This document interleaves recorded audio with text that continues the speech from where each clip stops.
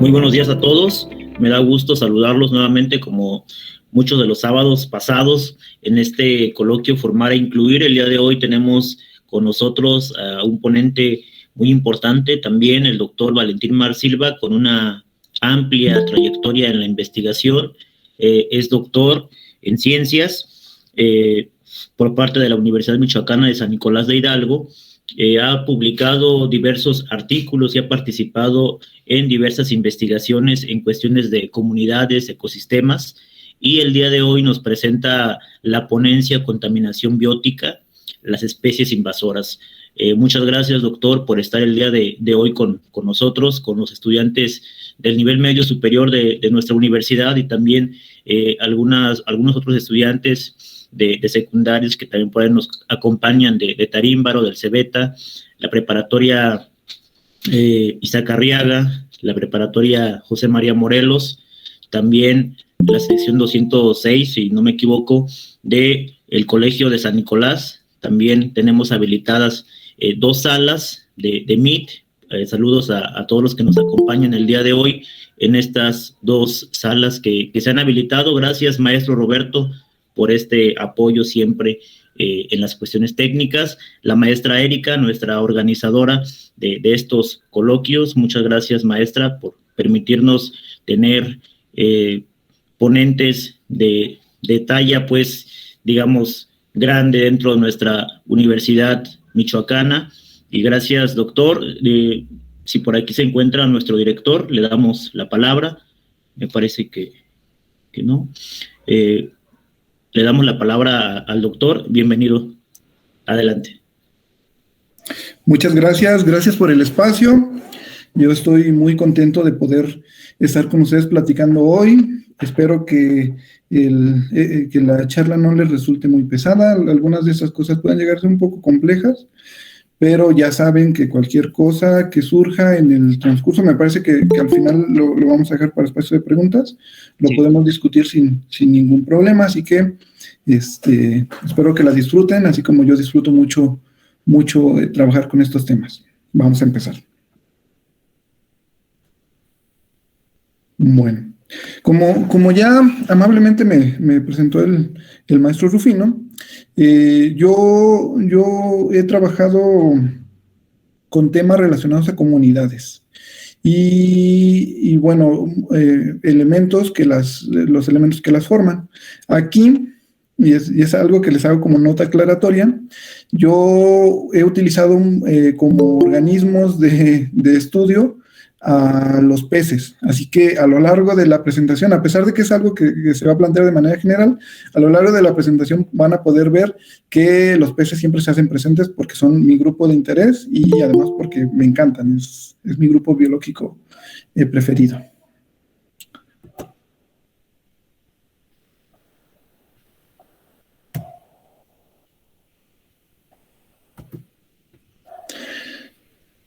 Si yo les preguntara en ese momento, ¿qué piensan cuando les digo contaminación? Seguramente les vendrá a la mente alguna de estas 2 imágenes.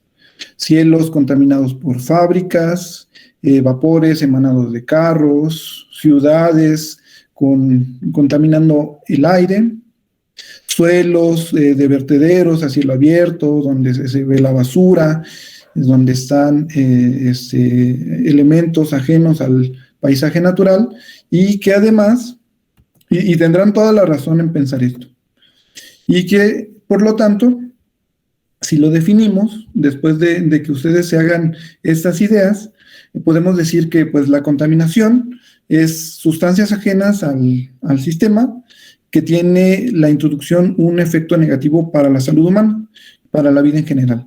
Si volvemos a esas imágenes que nos generamos, pues siempre tendrán una tendencia negativa. Podemos ver cómo los vertederos, la contaminación del aire, tienen efectos negativos sobre nuestra propia salud, y no solo eso, sino que también sobre el medio natural tienen efectos. Se pierde la vida, las especies, hay muchas que no pueden tolerar muy bien el que tengan contaminantes en sus sistemas. Además de esto, porque había mencionado la parte aérea y la parte terrestre, También algo muy importante que les vendrá a la cabeza es la contaminación en el agua.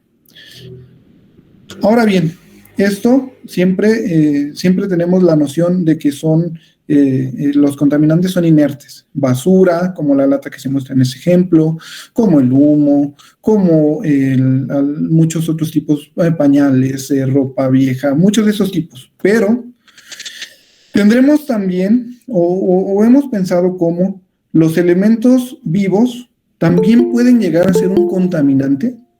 Y ustedes se preguntarán, ¿cómo? Pues bueno, tenemos que se ha visto también que los elementos que se introducen en los sistemas de manera llevada por el hombre pueden también generar un elemento de disrupción. De la misma manera que una lata en el agua puede tener un efecto negativo sobre los seres vivos, la introducción de un organismo que no pertenece al sistema también constituye un impacto que se haya llegado a llamar como contaminación biótica o biocontaminación. Esto se debe a que su origen es vivo. Los elementos que contaminan el sistema son elementos vivos. Y eso se debe a que presentan impactos que producen disturbios suficientes para interrumpir la calidad de los sistemas naturales. De la misma manera que lo haría una lata, de la misma manera que lo haría los humos vertidos al cielo. Y esto es bien interesante porque es algo que a veces no lo consideramos como tal. Aquí, dentro de esa definición que les muestro en la diapositiva, hago un énfasis en esta parte de elementos vivos no nativos e invasores. Es algo que quiero que se queden, por favor, porque lo abordaremos más adelante. Primero, hablaremos de estos elementos que les comento que hacen parte de la contaminación por elementos vivos. Y bueno, esos son de diversa naturaleza, pueden ser tanto vegetales como naturales, pueden ser en el medio acuático, pueden ser en el medio terrestre, pueden ser aves, pueden ser plantas como las que les muestro aquí, como los eucaliptos que se introducen en muchas partes. Y todos estos se conocen como especies no nativas. ¿Y qué es una especie no nativa? Bueno, simplemente son organismos como estos que les muestro aquí, como las ratas comunes que se han vuelto muy presentes a lo largo de todo el mundo, ejemplos de algunos peces como esta carpa que se ha introducido por la alimentación humana en todos los lugares donde se ha podido. Y entonces las características que tienen pues es que están fuera de su distribución natural, y que además de una manera muy importante, la movilidad y el hecho de las introducciones está ligada profundamente con la actividad humana. Eso es un aspecto muy importante. Ya sea de manera accidental o de manera deliberada, esos organismos terminan llegando a los sistemas naturales por la mano del hombre.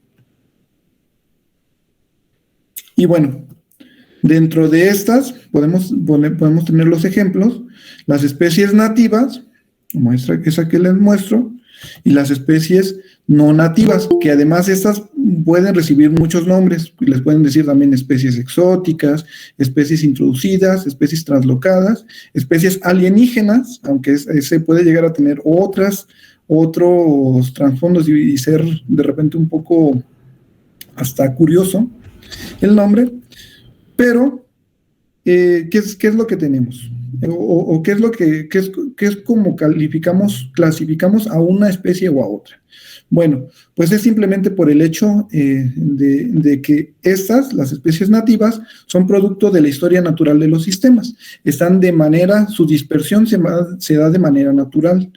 Y estas otras, no, su dispersión siempre se da asociada de manera, como les comentaba, accidental o deliberada por la mano del hombre. Y en eso podemos ver que hay muchos problemas entonces para definirlas, porque en muchos casos tendremos que tener la certeza de que, bueno, que ese elemento lo esté llevando ahí el hombre, y en muchas ocasiones, cuando se hacen ese tipo de limitaciones, los biólogos o los encargados tienen que ser como detectives que estén haciendo la localización de los orígenes de las especies, para poder tener la certeza y poderlos clasificar como tal, y poder llegar a estudiar los posibles impactos y las repercusiones que tienen en los sistemas. ¿Y por qué es importante eso? ¿Por qué es importante esto de la biocontaminación? ¿Por qué es importante esto de las especies introducidas, especies invasoras posteriormente y ese tipo de cosas? Bueno, es importante porque se considera que debido a los impactos que presentan en los disturbios en los sistemas, son la segunda causa global de pérdida de biodiversidad. Eso lo consideran muchos autores, aunque en ese lo coloco aquí porque eso es algo que siempre ha sido señalado como que debe de ser revisado con mucho cuidado, porque muchas veces los impactos de las especies no nativas quedan enmascarados por otros impactos humanos. Y entonces, algo de lo que sí tenemos la certeza, que podemos decir con toda seguridad, es que la introducción de especies es uno de los agentes principales que promueve los cambios en los sistemas. Esto es en la estructura de los que hace la referencia a las especies que componen los elementos vivos. Por ejemplo, si piensan en un bosque, su estructura estaría formada tanto por los árboles como las especies animales que lo habitan. Y por la función, que es que en su conjunto, cómo se desempeñan, por ejemplo, quién se come quién, las cadenas tróficas, que seguramente las habrán visto en sus clases de ecología. Todas esas son parte de la función, cómo estos elementos vivos de los sistemas se desempeñan para obtener el alimento y para reproducirse y llevar a cabo sus funciones. En eso, las especies no nativas sí son un agente que promueve esos cambios. Al estar nosotros introduciendo nuevos elementos, al estar haciendo estos cambios, pues promovemos que esos sistemas ya no funcionen de la manera en la que naturalmente lo hacen. Y por lo tanto, por lo que les comentaba que las especies no nativas siempre se relacionan con con traslados humanos, con la acción del efecto del hombre, se conocen como un agente más del cambio global. Como eso que lo vamos a estar viendo, que ya no tenemos sistemas que estén de manera natural. Ya tenemos una influencia tan marcada sobre nuestro planeta que hemos cambiado todo, incluso a unas escalas que no imaginamos. Incluso a lugares donde pensamos que no llegamos, incluso a esos tenemos un impacto y un efecto. Y esto es una evidencia, porque esas especies, pues, llega su distribución a todo el mundo y lo podemos ver, ¿no? Si piensan en las especies no nativas más representativas, como las ratas que les comentaba, como las cucarachas, pues las podemos encontrar en cualquier lado. Y bueno, dentro de estos tópicos, dentro de estos temas de especies no nativas y de su importancia y de los efectos que tienen en la biocontaminación de los sistemas naturales, les muestro un poco de historia, para que entendamos un poco más de cómo se da el desarrollo del estudio formal de este tipo de organismos. Bueno, el profesor que les muestro en la diapositiva es Charles Elton. Es un ecólogo reconocido, un ecólogo famoso, que uno de sus trabajos también importantes y por lo que se reconoce mucho, es que le da inicio al estudio de las especies no nativas, con su libro de 1958 de La ecología de la invasión por plantas y animales.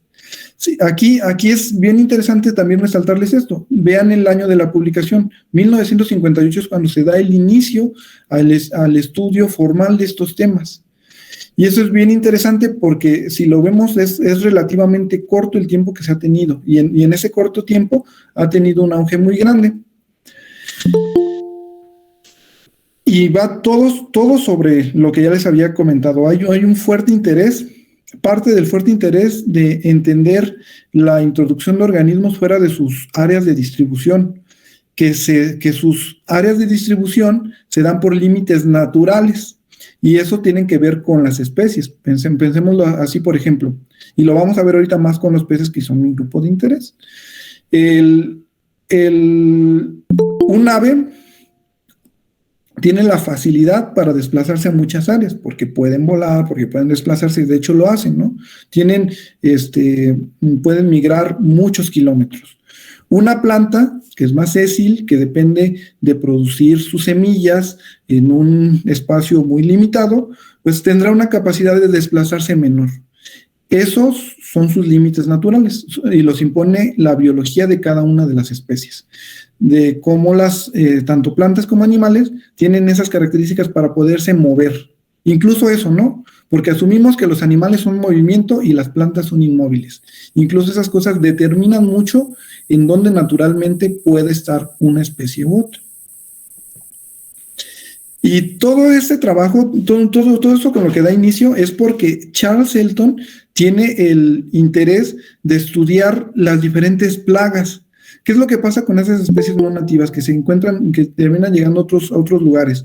Pues se encuentran a veces libres de depredadores, con ambientes que les son muy favorables en cuanto a alimento, una gran cantidad de disponibilidad del mismo, y lo que procede a tales circunstancias, pues es que tengan un desarrollo en número de individuos muy alto y que eso pueda hacer que se vuelvan lo que conocemos como plagas.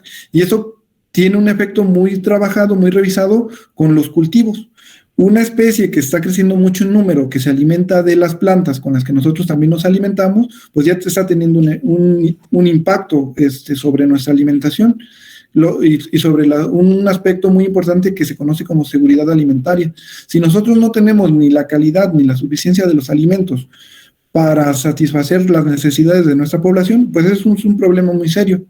El estudio de estas cosas entonces parte a entender cómo esos procesos se están dando, cómo esas especies están obteniendo esos números y por lo tanto tratar de remediar en lo posible estos impactos y poder mejorar, por ejemplo, las cosechas, poder quitar el efecto de estas plagas nocivas sobre nuestra alimentación, poder obtener ese beneficio.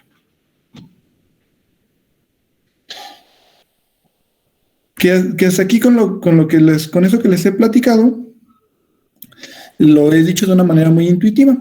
Un aspecto muy importante de las especies no nativas son que tienen un impacto sobre diferentes aspectos, ya sea que se conviertan en plagas, como lo mencioné, y impacten a la alimentación, o que en sí mismos sean vectores transmisores de enfermedades, por ejemplo, o que compitan con otras especies naturales y pues esto tenga un efecto sobre los demás organismos y pues ya también es un impacto no solo sobre nosotros, ¿no? Sino sobre ya el medio natural. Eso es bien importante por lo que yo les había comentado al principio, les había señalado lo de invasoras, ¿no? Hasta ahorita he dejado el término invasor y no lo he estado abordando mucho. Solamente les he platicado que las especies no nativas están fuera de su distribución natural, ¿no? Las especies invasoras son estas especies no nativas que ya presentan estos impactos. Si ya se convierte en una plaga, es una especie invasora. Ahí ya toma el carácter de especie invasora. Si ya está teniendo esos impactos sobre la salud humana, es una especie invasora. Eso es lo que le da la característica. Y hay muchos, les muestro algunos ejemplos de libros y de revistas formales que se encargan del estudio de estos temas. Eso es en el sentido de que estos campos están muy en estos 50, 60 años que ha habido de desarrollo, están en constante debate, principalmente por esto que les comento. Porque la definición de especies invasoras suena muy antrópica, suena un poco artificial, es solamente de que nos demos cuenta de un impacto que nos afecte y entonces ya por eso es invasora. Pero entonces hay muchos que han estado argumentando que eso es hasta algo artificial, incluso para ser ciencia, ¿no? La ciencia tiene que ser algo más objetivo, tiene que ser menos centralizado en el humano y estas cosas pues, lo vuelven muy complejo. Y aquí les muestro todos esos ejemplos. Hay un trabajo constante en estos campos. Ahora, algo que les platico con los peces. ¿Por qué con los peces? Ya les había comentado que son mi grupo de interés, que me gustan mucho, que es con lo que he trabajado. Los peces, al respecto de esto, son un grupo que son muy interesantes para evaluar especies no nativas y especies invasoras. ¿Por qué? porque la movilidad de ellos está fuertemente asociada con los cuerpos de agua. Ellos no se pueden, a diferencia de como lo haría un ave, ellos no pueden irse de lugar en lugar. Ellos, si no hay una conexión entre un lago y el otro, ellos no se mueven. Y háganle como le hagan, es muy difícil. En ellos no es como en las plantas, que los puede llevar el viento o que potencialmente los pueda transportar otro organismo. Por ejemplo, que se ha llegado a dar, ¿no? Ahí hay casos donde las aves pueden potencialmente llegarlos a transportar, pero son casos muy raros. En ellos, en ellos dependen fuertemente del agua para desplazarse. Y entonces por eso los convierten en un organismo ideal para estudiar estos temas, porque el hecho de que yo esté encontrando peces que no corresponden al sistema, de una u otra forma se puede ligar a la actividad humana, y en muchos casos es así. De hecho, lo vamos a poder ver con el ejemplo que les voy a poner ahorita más adelante. Además de eso que les comento, hay otro aspecto que es interesante con los peces. Los peces son a nivel de grupo, son el grupo vertebrado con el mayor número de introducciones en el mundo. Aproximadamente se reporta que 650 especies de peces están como especies introducidas en muchos cuerpos de agua. Y esto podemos verlo con facilidad, ¿no? En estos ejemplos, en estos dos, por ejemplo. Son especies que corresponden a un interés acuícola. Se cultivan para obtener su carne y por lo tanto tienen un potencial, tienen un valor comercial. Ponerlas en cultivo en diferentes sistemas, pues hace que la gente tenga disponible carne y que además se pueda estar obteniendo un beneficio económico de lo mismo. Y eso las ha llevado pues a distribuirse por todo el mundo, en donde encuentren condiciones, incluso en donde no. Los humanos somos bien interesantes. Si no tenemos las condiciones necesarias para que algo se dé, ponemos un invernadero, le ponemos un calentador y ya funcionan las cosas. Y eso hace que pues lleguen a lugares donde normalmente no lo harían. Además de esto, hay también una parte muy fuerte relacionada con el ornato. A nosotros, a mucha gente les gusta, tenemos un gusto por las mascotas, y los peces son uno de nuestros favoritos. Los mantenemos en acuarios, compramos vetas para tener de compañía, tenemos nuestra pecera con los peces más bonitos que podamos encontrar, y eso hace que en muchas ocasiones, pues los peces también, esos peces de ornato, lleguen a muchos lugares, se hayan distribuido de manera global, por el gusto que tenemos por ellos. Pero que quede bien claro que con eso no estoy señalando que esté en contra, no estoy en contra de la acuicultura de ornato. De hecho, por el contrario, ahorita en las conclusiones les platicaré la postura más clara sobre esto. Pero contrastantemente con esto, contrastantemente con el hecho de que son de los vertebrados más introducidos a nivel global, también son de los grupos más amenazados. Por lo menos 1,200 especies dulceacuícolas están en alguna categoría de riesgo. Y eso pasa por las mismas características que ya les platicaba. Son dependientes de cuerpos de agua y de la historia que tengan de ellos. Si uno de estos se desarrolló de manera natural, que puede pasar, los podemos tener muchos ejemplos. Si se desarrolla en un pequeño cuerpo de agua, en un pequeño laguito, en la parte alta de una montaña, pues eso ya lo hace muy vulnerable, porque solamente él está viviendo allí, tiene condiciones muy particulares en las cuales sobrevivió, y entonces si algo se modifica de eso, pues ya no puede sobrevivir, y son espacios muy chiquitos. Y eso pasa con muchos, de hecho pasa mucho con nuestros peces de agua dulce. Tenemos grupos muy importantes, peces dulceacuícolas que son hasta emblemáticos de nuestras regiones. Por ejemplo, ese que les coloco aquí del pescado blanco, nos dan hasta identidad, pero son muy sensibles a estos cambios y además son únicos, muchos de ellos son únicos a nuestra región. Esa familia, por ejemplo, la familia a la que pertenece el pescado blanco, es una familia que solamente está presente en México. También esta que les muestro aquí, esa familia de los que se conocen como mezcalpiques, como tiros, como cheguas, es propia la subfamilia aquí de México. Son un tesoro natural que además no conocemos mucho.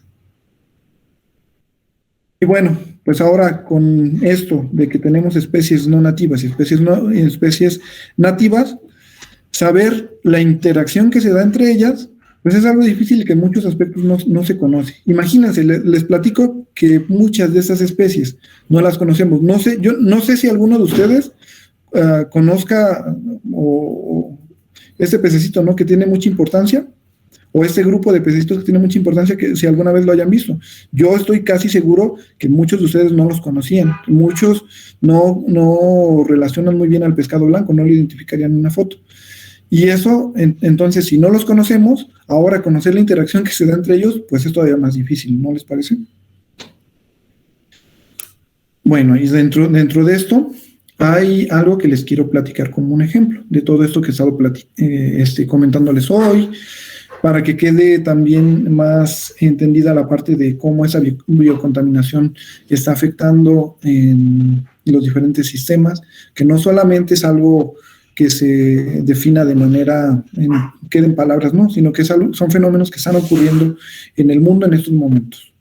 Y para eso les muestro algo que a nosotros los biólogos nos gusta mucho ejemplificar lo que hablamos a través de estos que conocemos como casos de estudio.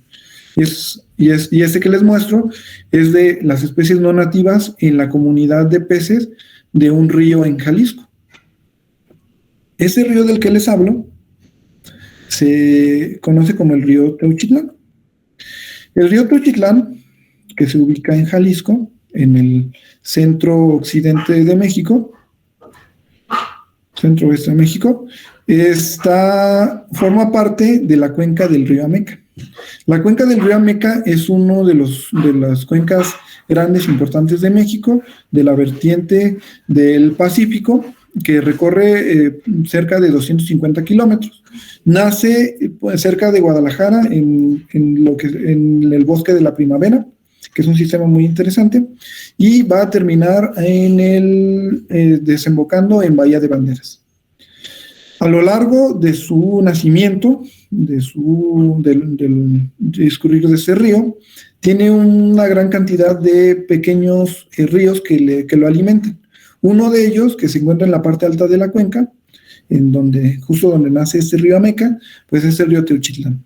Este río es relativamente pequeño, consta de aproximadamente 1.5 kilómetros de largo, se recorre a pie de ida y vuelta varias veces en una mañana, que además tiene una población humana, que consta de cerca de 3.500 habitantes, y que es un sitio muy importante porque es un sitio arquitectónico. Aquí hay vestigios arqueológicos únicos en el mundo que se conocen como huachimontones. Son unas pirámides circulares muy interesantes, que creo que les hubiera mostrado unas fotos que son interesantes. Dentro de este río, y con lo que nos respecta de las especies y de los peces, pues es un sitio muy importante porque, a pesar de lo pequeño que les comento, tiene una gran cantidad de especies de peces.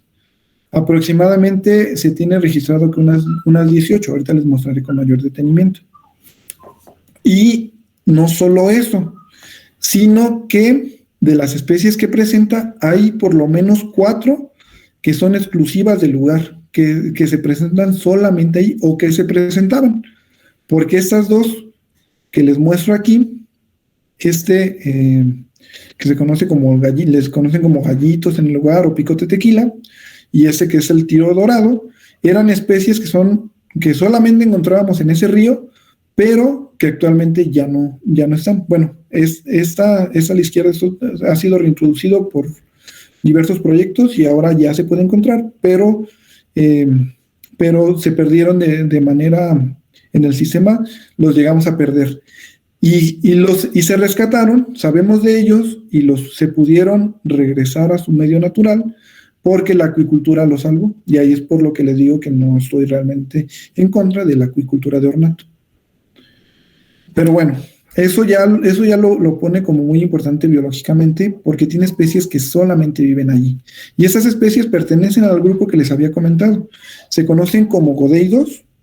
Son peces que paren a sus crías vivas, son peces vivíparos, son un tesoro natural que tenemos, solamente están en México y por lo tanto pues son muy importantes. Y que un río tan pequeñito tenga 4 especies que le sean exclusivas es algo importantísimo. Eso no ocurre en muchos otros lugares de México, ¿no? O sea, es un sitio muy importante.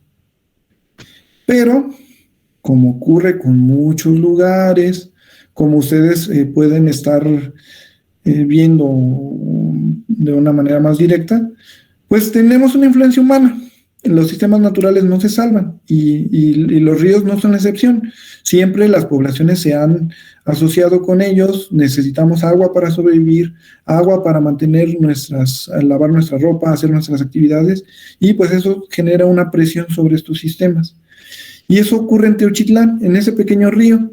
Hay diferentes impactos ocurridos durante más de 60 años humanos que han tenido también mucho que ver en las condiciones que se presentan. Por ejemplo, entre la década de los 50, de los 60, hubo una modificación importante del río porque se construyeron represas. Ese río naturalmente viene a desembocar al río Ameca y entonces en la desembocadura principal se construye una represa porque tenían la intención de como muchas presiones que se tienen en muchos sistemas, los diferentes aplicaciones de riego en los cultivos aledaños. Y entonces, para resolver esas problemáticas, se hace la presa para obtener el agua en cantidad, pero esto hace que se cambie la dinámica del río, ¿no? Eso siempre va a afectar mucho. Las presas siempre van a afectar mucho a los ríos, porque los ríos son sistemas que corren. Si nosotros estamos haciendo que se interrumpa ese flujo, eso pega fuertísimo a los ríos. Además, y bueno, de manera paralela, ocurrió en los tiempos una fuerte introducción de especies, y no solamente peces.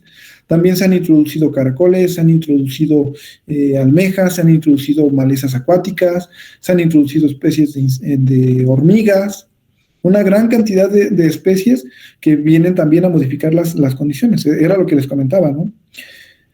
Los sistemas naturales tienen sus elementos, están formados por los entes vivientes que están allí, las plantas y los animales. Si nosotros estamos introduciendo otros, pues ya ocasionamos una disrupción de esos procesos naturales. ¿En qué sentido? No lo sabemos realmente. Eso es de los aspectos centrales del estudio de estas especies. Y de manera importante, dentro de estas introducciones, entre 1997, ya muy cerca de la actualidad, se introduce el guatapote manchado. Que estoy seguro que con ese nombre no les va a decir nada, pero lo vamos a ver en las diapositivas siguientes y esperemos que quede un poco más claro. Pero esa especie es muy importante para el sistema ahora. Y además, en 2015 y posterior, se da una modificación del río, se hacen más represas y se modifican las orillas, lo cual viene todavía a hacer más impactos. ¿Y esto qué efecto tiene sobre los peces, no? Pues tenemos esto. Históricamente, les muestro aquí el número de especies que se tiene reportado histórico para el río Teochitlán. Antes de 1996, tenemos 15 especies nativas de peces, reportadas y confirmadas, y 6 especies introducidas a lo largo de esos años que les comentaba. Para 1997, vean cómo cambia la tendencia. Solamente tenemos 3 especies nativas y ya tenemos 4 especies introducidas. Aquí lo que podemos ver era lo que les comentaba. Las especies no nativas no necesariamente prosperan en los lugares, pero las que sí lo hacen pueden llegar a tener un impacto y un efecto. Para el 2015, que fue los años en los que estuvimos trabajando, tenemos un incremento ya de las especies no introducidas y las especies nativas quedan en 4. Vean, estos cambios son brutales. Más del 60% de las especies que teníamos de peces se pierden. Y eso lo vemos de una manera más gráfica aquí. ¿Qué es lo que les muestro en la diapositiva? Estos números que les manejaba en la diapositiva anterior se los pongo aquí con las imágenes. Estos son las especies de peces que estaban de manera natural en el río antes de 1996. Además de las que han sido introducidas a lo largo de estos tiempos, ¿no? Que son algunas como la carpa y la tilapia. Ya les había platicado que estos organismos son muy relacionados con la alimentación y pues entonces buscamos tener mayor su disponibilidad para alimentar a la gente y eso nos lleva a llevarlas a muchos lugares. También algunas otras de interés como para pesca deportiva y esas cosas, como las percas sol, y algunos pecílidos que estos están asociados con especies de acuario. Son del mismo grupo que los guppies y por lo tanto que se introduzcan en los cuerpos de agua pues se relaciona con la acuariofilia, con nuestro gusto por tener especies. En muchas ocasiones ya no podemos cuidar de ellas o tenemos la buena intención de que tengan una mejor vida, los liberamos a un medio natural y eso termina acarreando problemas. O se da también, o esa vinculación sucede a veces con estas especies. A veces estos los cultivan para la venta, pero al mismo tiempo en la granja cultivan peces para alimentación y estos terminan llenos en el agua de esos otros y terminan de esa manera. Esa es una vía importante para un pez, ahorita les voy a platicar. Y entonces aquí lo que les muestro también es la posible función. Les había comentado que los diferentes elementos del medio natural tienen una función. Los animales necesitan comer, dónde vivir y reproducirse. Son 3 necesidades básicas de cualquier animal para su supervivencia y además para dejar descendencia y que las poblaciones puedan crecer en número, podamos tener más. Y entonces, de manera importante, es un aspecto de sus características es de lo que se alimentan. Estas especies de aquí posiblemente eran carnívoras, consumieran peces. Estas especies seguramente hacían consumo de insectos y estas otras eran más del tipo herbívoro. Vean este cambio. Para 1997, de todos esos peces que teníamos, solamente se encuentran estos. Y además se reporta, siempre se reporta la introducción de nuevas especies. Se hacen trabajos en el sistema y siempre se encuentran nuevas especies. Eso es para 1997. Para 2015, que nosotros trabajamos, reencontramos el bagre, que la problemática con este pececito es que están asociados a partes muy específicas del río y de repente si no se utiliza algunos métodos de pesca adecuados, no salen. Por lo tanto, eso puede haberles pasado acá en 1997. No es tanto que no estuviera y que después se vuelva a aparecer, sino que no pudieron detectarlo por lo difícil que es. Nosotros sí logramos detectarlo, logramos encontrarlo, y pues ya es un resultado también destacable, porque esa especie, además de ser posiblemente carnívora, posiblemente se alimente de peces, pues es una especie sensible, que no tolera muy bien la contaminación, así que esté en el río en algunas partes nos habla bien de cómo están, de que por lo menos hay algunas partes que podemos rescatar como no tan impactadas del río, a pesar de que ya todo está muy modificado por el humano, por lo que les he comentado. Y nosotros, además de todo esto, encontramos 2 nuevas especies no nativas para el río. Y 2 nuevas especies bien interesantes. Esta, les había comentado que les iba a hablar del guatapote manchado. Este es el guatapote manchado. Es del mismo grupo que los guppies. No es tan llamativo como el mismo. Es más bien poco vistoso, un poco más grande que los guppies. Se considera que es muy agresivo y que puede llegar a tener muchos impactos en los sistemas. Ese ya se ha visto en otros cuerpos de México, que compite fuertemente con los tesoros naturales que les platicaba. Y además, de manera bien interesante, encontramos como especie no nativa a uno de estos que les platicaba yo, de los que son elementos nuestros de la familia Godeide. Encontramos un pececito que no debería de estar allí y que creemos fuertemente que su introducción también se debió a la mano del hombre vinculada con estas, vinculada a la producción de la tilapia, porque la tilapia se produce en algunas zonas donde sí es nativo, y entonces consideramos que como se utilizan aguas de diferentes manantiales, esos pececitos pueden ir en el agua de las tilapias, y al llevarte los peces, a veces sin el cuidado suficiente de transportarlos con otros elementos, pues están ocasionando que estos se introduzcan por la ruta de estos. Y eso es bien interesante, porque casos como este hay muy pocos reportados. Es de los pocos casos de un pez que es mexicano, que es propio, pero que lo estamos encontrando fuera de donde naturalmente debe de estar. Que es aquí más detallado lo que nosotros estamos encontrando de las especies de peces. Estamos encontrando que solamente de todas esas que les comentaba, que les platicaba que eran muchas especies nativas, solamente tenemos ya 4, muy pocas. Y la mayor parte de las 10 especies que están actualmente en el río, pues son especies no nativas. No nativas pertenecientes a la familia de los guppies, las tilapias, y bueno, a esa familia que es propia de México, pero está fuera de su distribución natural, y que consideramos que no se debe a alguna ruta de distribución natural. Lo vinculamos a la acción humana. Y bueno, derivado de esto, derivado del pececito, realizamos reportamos su presencia en el río en una nota científica, donde se realizó la identificación de una hembra grávida, por cierto, lo cual quiere decir que se están induciendo, o que están encontrando las condiciones que se están reproduciendo en el río, y que además, lo que les comentaba, nosotros sugerimos que la ruta de introducción de estas es a través de las tilapias.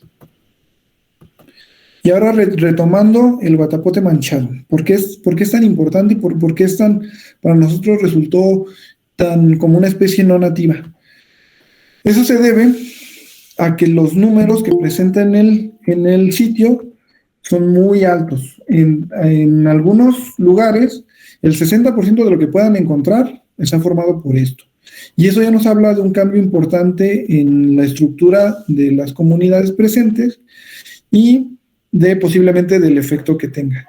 Porque se ha revisado en otros cuerpos de agua que puede llegar a competir por alimento, por espacio con otras especies.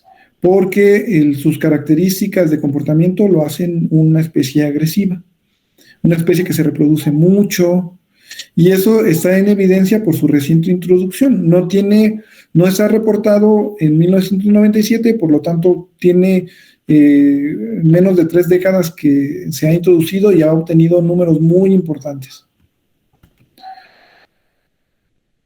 Además de todo esto, de esas cuestiones que les platico, que son importantes, de cómo la introducción de peces ha modificado las proporciones, cómo lo que se encuentra y todo esto, es que en el río lo que encontramos es algo que conocemos como un gradiente de contaminación. Eso quiere decir que hay más contaminación en un lugar y menos en otro. Y eso se da en el sentido de mayor contaminación abajo y menor contaminación en el inicio del río. Y eso es natural, es normal.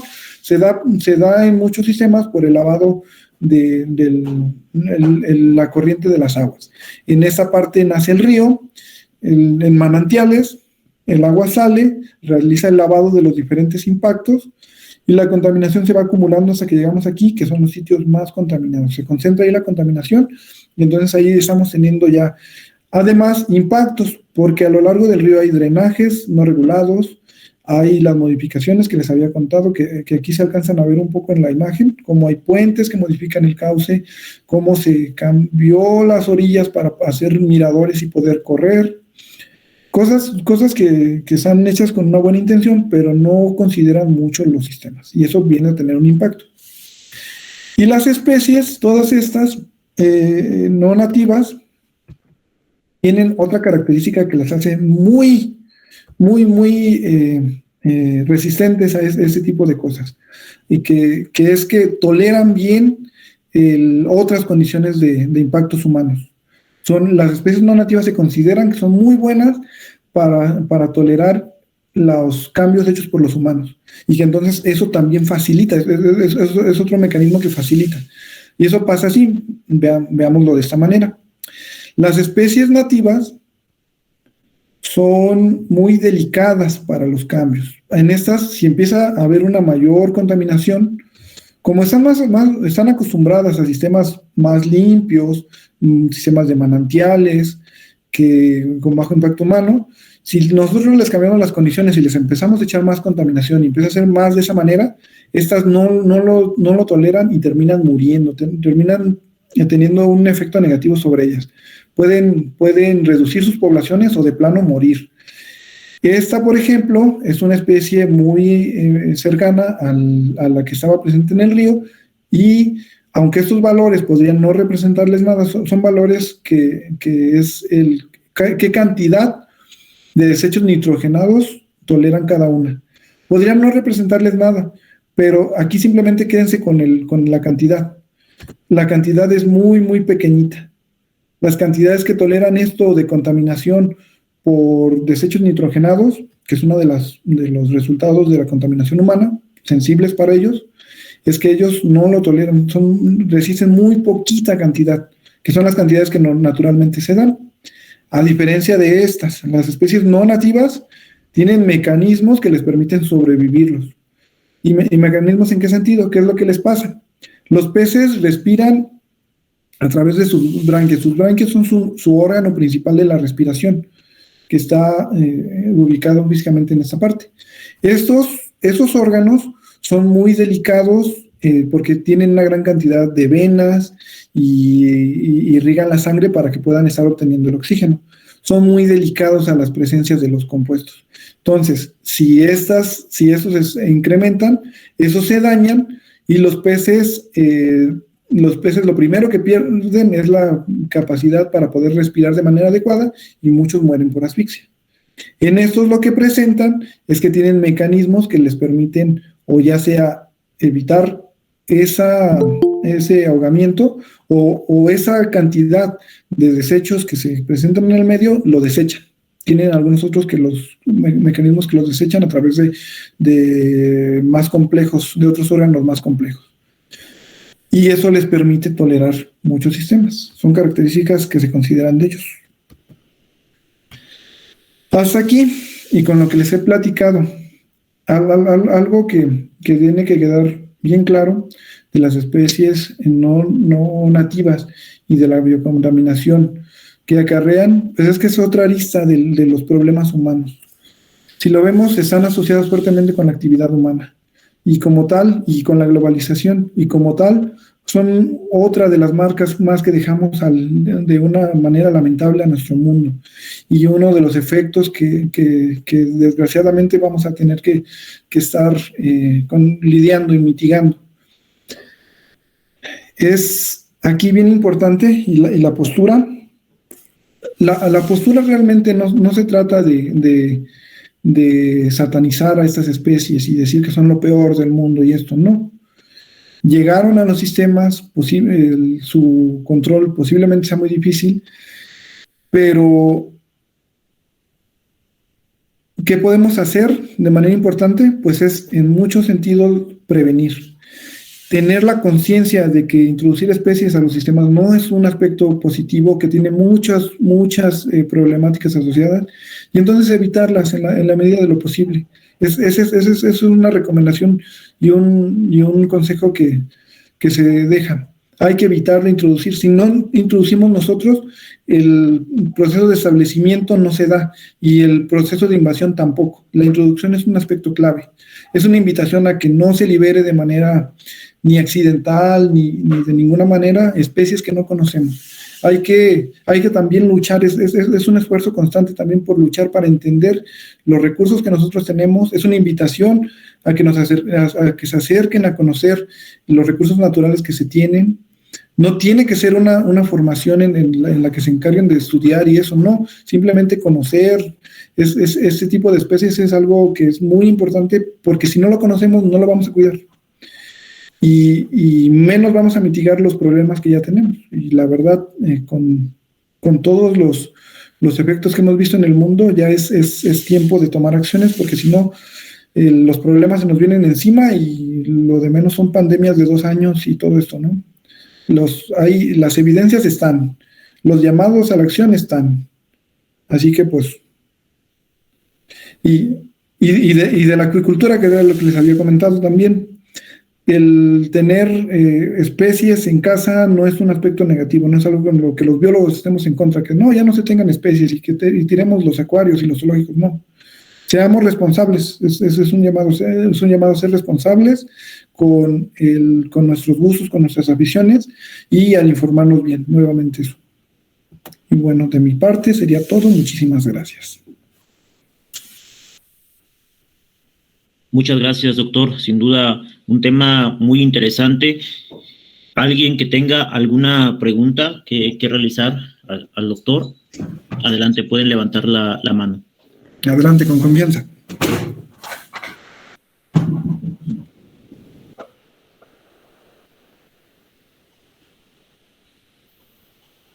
Comentarle, doctor, que bueno, esta plática ha sido de las más concurridas.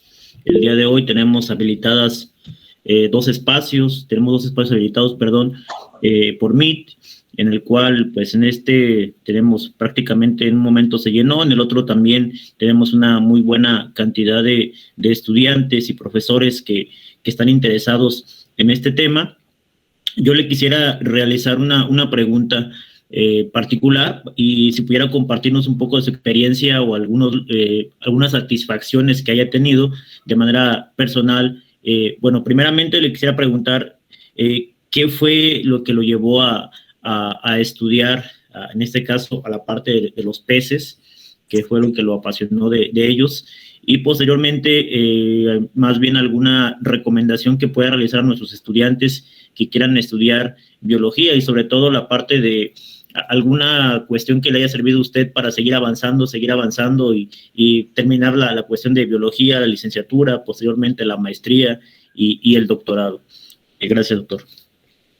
Gracias por la pregunta. Pues es decir que solamente es un interés académico quedaría muy corto, porque yo, si algo les puedo platicar, es que este tipo de carreras, que son muy bonitas, son de la vida y para la vida. Desde joven el interés que surge por mantener acuarios, por ver los comportamientos que presentan los peces, por el mantenimiento de especies, lo desafiante que puede llegar a ser a veces tener algunos peces difíciles, y esto, el comportamiento para reproducirlos, el obtener crías, son aspectos que van llenando los intereses, el conocer un poco más, el saber de ellos. Es algo que como grupo siempre me gustó mucho. Yo desde muy niño y por mi padre he tenido siempre acuarios en casa y he tenido la oportunidad de ver el comportamiento de los peces. Siempre fueron muy interesantes para mí y eso me llevó a la búsqueda de saber más, de poder entender mejor por qué se morían los organismos bajo ciertas cosas, qué necesitaban, cómo podía darle lo suficiente para lograr reproducirlos. Era una satisfacción que cualquiera lo puede ver. Cuando tú tienes mascotas y estas se reproducen y empiezas a tener más, es algo que nos llena de mucha satisfacción, y poder hacerlo de una manera mejor al saber más de estos temas, pues es algo que nos va llevando por un camino que incluso al mundo escolar me llevó al interés de desarrollar esos temas, de ya ver en el medio natural cómo están los peces. Para mí, a nivel de grupo, son organismos interesantísimos. Dependen completamente del agua, no pueden, salvo algunos salvo algunos ejemplos muy, muy particulares, necesitan forzosamente el agua, no pueden salir de ella para respirar, pero a la vez eso, ¿no? También como presentan múltiples estructuras que les permiten sobrevivir a muchos sistemas. Hay algunos que incluso pueden llegar a respirar aire en cierta medida, que lo vuelven interesantísimo. Presentan formas de reproducirse muy variadas. Hay quienes ponen huevos, hay quienes paren crías vivas, hay quienes, por ejemplo, y eso me llevó al interés ya en la carrera, conocer a los godeidos, este grupo en particular, fue interesantísimo porque son tesoros naturales que bueno, tal vez los hayamos vinculado toda la vida, porque si alguien consume pescado con regularidad, que llega a pasar, o los padres o los abuelos, que consumamos unos charalitos, o que bueno, son un grupo aparte, ¿no? Pero las cheguas que mi abuelo consumía, por ejemplo, o las godeas que las llevaba a consumir, los conocía, yo los conocía, pero no sabía toda la importancia que tenía. Al descubrirlos como tesoro natural, al ver la forma de reproducción que tiene, que es análoga con la que presentamos los mamíferos, ese cuidado que presentan parental, las formas de reproducción, los colores que son en algunos muy llamativos, aunque no al nivel de un beta o un pez japonés, pero que los hacen muy interesantes como grupo, y que además conocer los aspectos de cómo estos elementos están en sus sistemas naturales, cómo se desempeñan, cómo obtienen su alimento, de qué se alimentan, porque en muchos casos no se sabe, y bueno, lo vuelve interesantísimo y lleva por un camino que es inevitable llegar hasta donde se llegue a saber. Es el camino de saber más. Es bien interesante, son cosas con las que no terminamos toda la vida. Puede pasar toda la vida trabajando con eso y el gusto no se me va a quitar, ni el interés, ni el trabajo tampoco se va a acabar. Un montón de cosas que hacer. Gracias, doctor. Tenemos a la doctora Tania, que ha levantado la mano. Adelante, doctora. Muchas gracias, muy interesante la charla, la conferencia, pero no me quiero quedar con la duda, ya que estuve viendo las imágenes que presentó y que para mí son alarmantes, del antes y el después del 95 al 2015 está grave lo que se está notando ahí, pero a mí me interesa una cosa en términos generales. Una, hay dos preguntas en particular. Una, ¿cómo se reproducen? En el sentido de si se combinan entre ellas para generar una especie nueva y se han encontrado una especie nueva. Y la segunda pregunta que tengo es sobre no recuerdo el nombre, que es Purépechaus. ¿Dónde más se encuentra este tipo de especie a nivel que sepas? Porque es interesante, porque por el nombre que tiene nada más, así como muy característico del estado. Muchas gracias y felicidades. Gracias. Por una parte, se conoce que bueno, esas especies, y es uno de los impactos que presenta la introducción, pueden llegar no tanto a generar nuevas especies, sino que tienen cercanía con algunas de las especies nativas y pueden llegar a hibridar. Y esto ya genera problemas, porque al estarse reproduciendo con especies nativas, primero, gastan el esfuerzo reproductivo de las especies nativas. Pueden generar híbridos que tienen diferentes características, impactos o generar problemas de reconocimiento entre las especies. Y eso viene a impactar directamente sus poblaciones. No al nivel de generar especies nuevas, pero sí híbridos interesantes que además van a desgastar el material genético de las poblaciones y bueno, eso es un impacto que termina mermando a las mismas y puede llegar a conducir a la extinción. Son los mecanismos que se pueden dar. Y por eso, contestando como muy breve la primera, y por la segunda, Zoogoneticus purépechus, el nombre sí es bien interesante. Este pececito tiene una distribución también acá al estado. Es una especie que fue descrita allí en el laboratorio en el que trabajo. El doctor Omar Domínguez, que es uno de los investigadores de peces de agua dulce más importantes que tenemos, un investigador que ha trabajado toda su vida con estos peces, es de los que le da nombre a la especie. Antes se consideraba, es una especie que tiene una amplia distribución en Michoacán, Jalisco, pero se consideraba que era una sola, que era parte del grupo del género zoogonéticos.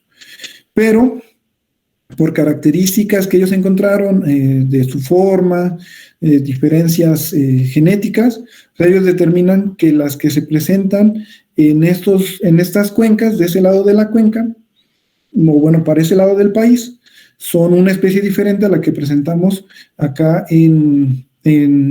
por ejemplo, en Cuitzeo, que es uno de los lugares que se encuentra, o acá a nivel de cuenca, porque está en Mintzita, Cuitzeo, es una especie que morfológicamente, que si la vemos es muy similar, pero que entonces por esas diferencias, tenemos entonces ya dos, Zoogoneticus purépechus, que así la nombraron, para aquel lado de aquellas partes, y para las que se encuentran acá de la cuenca de Cuitzeo, Zoogoneticus quitzoensis, porque básicamente son del lado de Cuitzeo, y ese es el nombre que se les ha otorgado. Sí, y parte justamente de eso, parte de todos esos homenajes al momento de describir la especie, de homenajear diferentes grupos, en ese caso grupos prehispánicos, darles esa identidad con la que nos podemos sentir hasta identificados. Pasa mucho con las especies. Por ejemplo, otra de las que les habían mostrado, se llama Ameca splendens, que se da ese nombre del género por el río Ameca. Eso pasa con muchos de estos peces, así con los nombres que se les otorga por el investigador.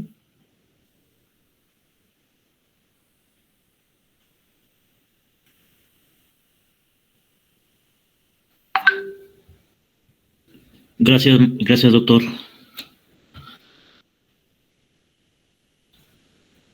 ¿Alguien más tuviera alguna pregunta?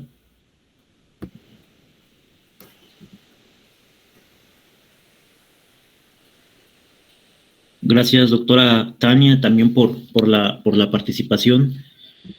Doctor, pues la verdad es que es una cuestión muy interesante, ¿no? Ya una vez que uno se va introduciendo al estudio de estas especies, pues la verdad es que se convierte en una pasión, ¿no? Y un privilegio, y sobre todo, pues sabemos que bueno, Michoacán, de ahí deriva su nombre también, ¿no? Lugar de pescadores. Entonces, pues, yo creo que gracias, la doctora Tania comenta, y igual no le oportunidad. Muchísimas gracias, comenta la doctora. Gracias, doctor, por estar el día de hoy con nosotros. Maestra Erika, le damos unas palabras también, por ahí si gusta comentar, y despedimos esta charla. Nada, pues nada más agradecer, estuvo muy interesante la charla, aprendimos mucho más hoy. Esperemos que no sea la última vez. Qué bueno, yo encantado del espacio, les agradezco a todos por la atención, y cualquier cosa, tenemos un par de artículos de divulgación que podemos pasar al público que esté interesado, están enfocados al público general, así que podrían ser de su interés sobre estos dos temas. Muchas gracias a todos, gracias doctor, maestra Erika, maestro Roberto, maestra Tania, la maestra Aide, a todos los que nos acompañaron el día de hoy en las dos plataformas. Gracias y nos vemos el próximo sábado. Que tengan un excelente fin de semana, un bonito puente. Hasta luego. Gracias, doctor. Gracias a todos, hasta luego.